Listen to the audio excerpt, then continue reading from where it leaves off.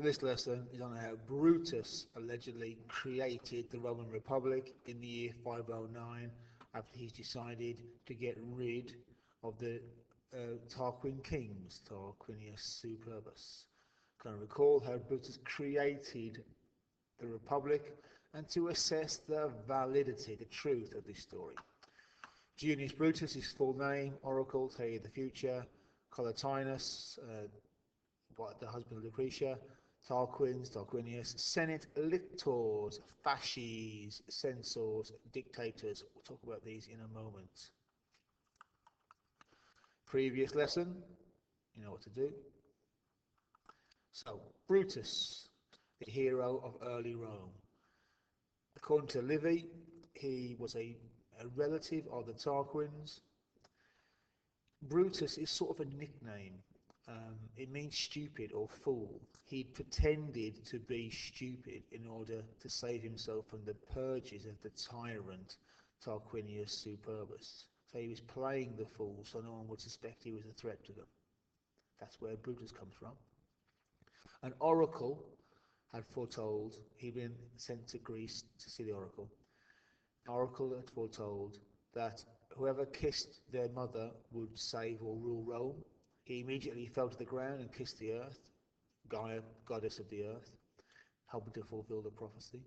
That's the sort of stuff we know about Brutus. Right. How does he get rid of the Tarquins? It's the most anticlimactic story in the whole thing. He's in charge of the king's bodyguard. He's a tribune.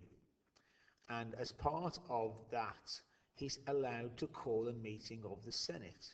So while Tarquin's away, while Tarquinius Superbus is away, fighting or something, he calls a meeting of the Senate. At a meeting of the Senate, he lays out his problems with the Tarquins. He lays out his grievances against them, the rape of Lucretia, all that business, and says we ought to get rid of these kings. And the Senate agree. So they close the gates of the city. So when Tarquinius Superbus comes back to Rome, the gates stay closed. He's not allowed in. He goes into exile. He has to leave. His family, most of them go with him. And that's the story about how, according to Livy, about how the Romans got rid of their kings. They closed the door. Interestingly, archaeology from the time, there is a layer of ash around the right time, so there seems to have been some sort of trouble in Rome at about this time. But, okay, main bit. Brutus is said to have the one who's created the Republic, the res publica, for the people. How are we going to replace kings? Okay, what we'll do is we'll have two consuls. Not one man, two men, so no one has too much power. The two consuls will be elected every year. So two consuls for 1 year to rule the city. But in reality, what they mostly rule is the army. They're given an army each. Yeah. To protect them, they have 12 lictors. Here they are. They're carrying a fasces, that's the symbol of their power. It's a bundle of sticks around an axe. The axe is the symbol that he will have the authority to execute people in the army. The rods are a symbol of the fact that these people have the power to beat and punish people in the army. So it's a symbol of power. So 12 bodyguards carrying fasces. The Senate is increased to 300 people and retains the power of taxation. They control how much money is raised from tax. To pick the 300 senators, there are a group of men called the censors, and they pick who should be in the Senate. Yeah. Now this is extremely influential development. The Americans are, to this day, obsessed with ancient Rome and Greece. So here's a picture of the Roman Senate. So this semicircular thing, all sat in seats having a chat, discussing things. That's a picture of the American Senate. It's very, very similar. I've said to you that the fasces is a symbol of power. There's some there, he's carrying them, he's carrying them.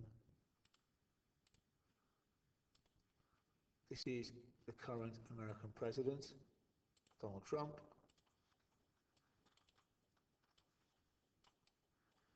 He's talking to the Senate, Congress in fact, and in the background on the wall of the American Senate are fasces, a symbol of power. In this picture here, you can see them, they're just there. So this is a really influential system. In case of a disaster, the Brutus brought in the system of a dictator. Yeah. If there was a problem, if the fact there's two generals in the army, two consuls is a problem, for 6 months you can have one person in complete charge. They're called a dictator. Yeah. So in a crisis, the Senate and the consuls lose their power. The dictator has 100% of the power, but that can only be for 6 months.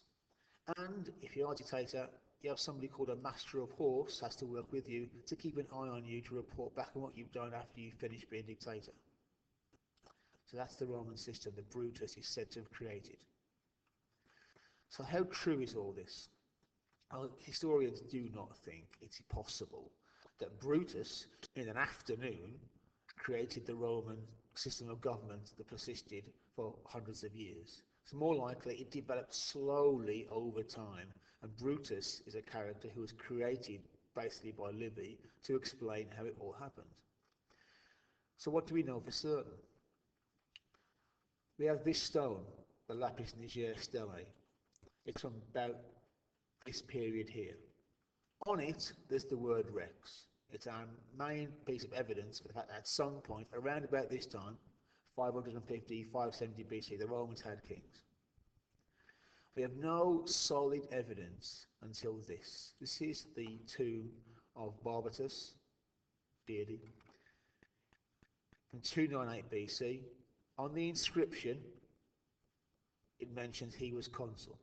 So we know they had kings then, we know they had consuls then, we don't really know what happened in the meantime. Yeah. Now all of our information, or most, not quite all, our information comes from Livy, in his book Ab Urbe Condita Libri, History of the Rome from its Foundation. And it's possible that Livy just made things up to fit the facts, because the records have gone, perhaps, because in 390 BC, the Gauls, Celts had destroyed Rome, and perhaps the records were destroyed.